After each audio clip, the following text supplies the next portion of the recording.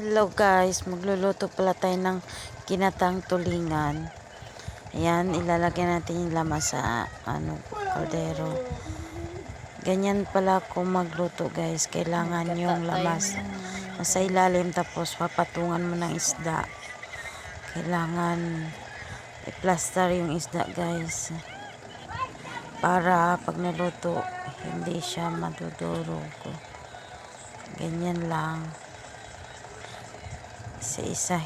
Sa mga hindi pa marunong magluto nito guys, panoorin nyo lang itong video na ito para matuto kayo kung paano magluto ng ginataang tulingan. At sa mga nanood sa mga video ko guys, pwede kayo mag-comment kung taga saan kayo para ma-shoutout ko kayo kapag nag-video ako ulit. Tapos sa ibabaw na naman, lalagyan na naman natin ng lamas guys, para pantay yung lasa yung nasa ilalim tsaka sa taas. Ayan, sili, luya, bawang, sibuyas, atsyal, tas asin. Tas lagyan natin ng suka guys. Suka lang yung sinabaw ko dyan guys, walang halong tubig. Tapos pakuluan mo siya guys hanggang sa mawala na siya talaga ng suka.